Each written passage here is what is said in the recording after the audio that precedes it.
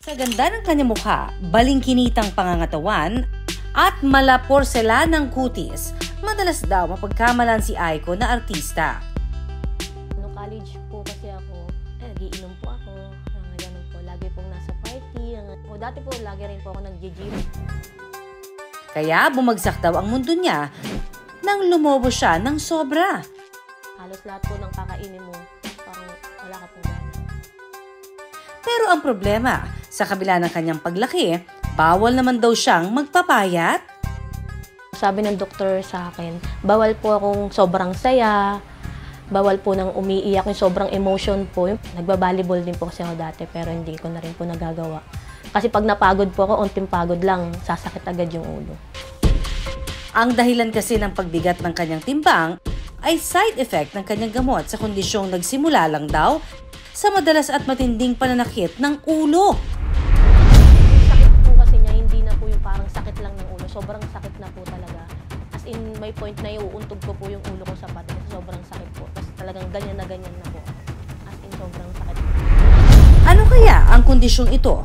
At posible ba itong maranasan kahit ng sino? Abangan mamaya! Mula 48 kilos, ngayon ay 56 kilos na si Aiko. Sakit sa ulo na nga raw niya kung papaano magpapayat. Nahihirapan ka po matulog, hindi ka po makakatulog sa gabi. Tapos po, irritable ka po. Tapos mamamanas din po yung paa mo. Noong 2013 kasi, na-diagnose si Aiko na mayroong brain AVM o arteriovenous malformation. Sa normal na development kasi, dapat may capillaries in between the arteries and the veins. Pero sa mga may AVM, hindi normal yung pag-develop nito, kaya nawawala yung mga capillaries na yon. Yung blood then flows from yung matataas na pressure ng mga arteries papunta dun sa mga veins. So yun yung nagko-cause ng parang entangle or parang network ng mga vessels na parang medyo itsurang worm-like. Natatakot po ako nun kasi po, ooperahan po eh. Naisip ko po, parang mamamatay na po ako. Ganun po kaagad naisip ko. Kasi po, rare daw po kasi yung AVM. Parang ilan lang daw po yung may ganung sakit. Matinding pananakit ng ulo at mabilis na pagkapagod daw ang unang naranasan niya. Simula po siya nung 2013 po. And lagi po kasi sumasakit yung ulo ko and nagsusukat. Ang AVM kasi ni Aiko ay makikita sa occipital area ng kanyang utak. Silent siya compared dun sa ibang parts ng brain natin. Although, syempre, ang pinaka-apektado usually pag occipital would be yung vision. Yun yung pwedeng pinaka-maapektuhan. But in terms of the strength, yung lakas, yung manhead, hindi naman masyado, no? Yung vision talaga. At saka syempre, yung frequent na headaches din. Complications, again, it will depend on kung pumutok or kung dumugo yung AVM. Yung sakit po kasi niya, hindi na po yung parang sakit lang ng ulo. Sobrang sakit na po talaga. As in, may point na iuuntog ko po yung ulo ko sa pader. Sobrang sakit po. Tapos talagang ganyan na po ako. As in, sobrang sakit. Usually, hindi nare-relieve ng usual na pain medications. Tapos, it will depend on the location, dun sa kung nasaan yung lokasyon ng AVM, pati po dun sa size ng AVM, kung ano pa yung mga ibang signs and symptoms na magiging kaugnay nito. Tulad ng panghina ng isang side ng katawan o kaya pamamanhid ng isang side ng katawan. Hindi na rin po siya nagagamot umiinom ng gamot, hindi na po siya umeepekto kahit uminom po ng pain reliever. Kailangan ko na daw po i-CT scan kasi po kala po nila panlalabo lang po ng mata. Tapos nung CT scan po ako, nakita nga po na meron pong AVM, meron daw pong abnormal veins na namamaga na kailangan nga daw pong operahan. Noong panahong yon, hindi pumayag ang mga magulang ni Aiko na operahan siya. Nasa 50-50 raw kasi ang tsansang magtatagumpay ang operasyon.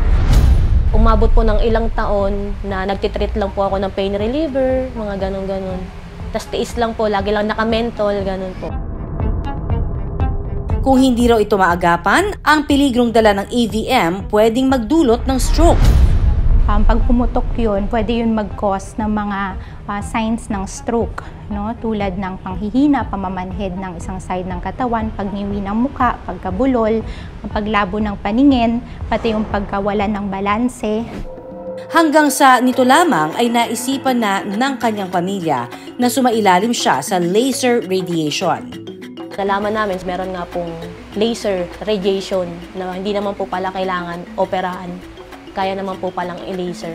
Pero yun nga lang po, ang gamutan, 3 to 5 years po. Radiation surgery is paggamit ng radiation para liitin yung AVM at isara yung mga abnormal na daluyan ng dugo or connection ng daluyan ng dugo doon. No, yung effectivity naman nito, well, based on studies naman, nag-range naman siya from 50 to 90%. Pero depende pa rin po ito sa size nung AVM. 2022 nang magsimula siya sa laser radiation treatment.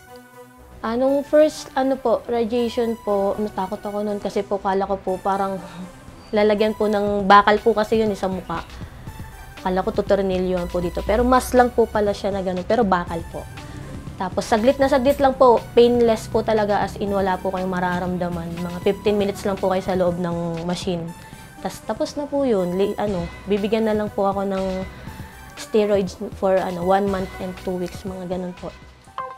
Dahil raw sa steroids, lumakas kumain si Aiko. Lalakas ka po sa pagkain, as in lagi ka pong gutom, oras-oras po. Kahit madaling araw po kumakain ako. Tapos magmo-moon face nga po, ayan. Ngayon po, na-less na po to, as in sobrang maga nga po nito kapag nung mga panahong nag-steroids pa po ako. Yung steroids nakakatulong para bawasan yung pananakit ng ulo, para bawasan or pansamantalang maibsan yung neurologic na problem niya, yung panghihina. Pero sa katagalan, yung steroid, syempre may mga side effects. Isa na doon yung pagtaba, paglakas ng pagkain, kasi stress hormone yun no? Cortisol. Habang sumasailalim sa gamutan, maraming ipinagbawal sa kondisyon ni Aiko.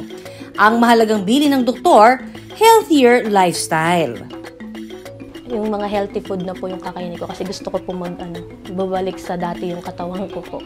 Kung mag-exercise man po, hindi po yung magbubuhat ng mabibigat talaga. Siguro walking, jogging, ganun lang po. Yung most common pa rin naman is congenital. So, during the developmental stage pa lang, pagkabata pa lang, na-acquire na yun. Kumbaga, nandun na yun. Tapos kapag tumatanda po tayo, lalong nagkakaroon ng pagtigas or nagiging atherosclerotic yung mga blood vessels natin dahil na rin sa mga deposition ng cholesterol. Ang kondisyong ito, may lunas naman daw ayon kay Doc. Kailangan lang sumunod sa kanilang payo.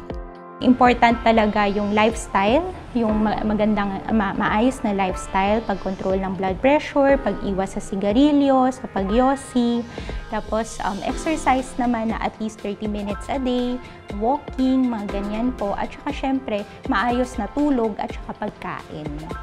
Huwag po silang matatakot kasi marami naman pong option na ibibigay yung mga physicians po na pinupuntahan namin, yung mga doktor na tumitingin sa amin, may mga options po sila na sasabihin sa kanila kung ano yung dapat. Huwag ipagsawalang bahala ang simpleng sakit lang ng ulo. Dahil kung hindi maagapan, mas masakit sa ulo ang gamutan. At mas malaking problema ang dala sa ating kalusugan.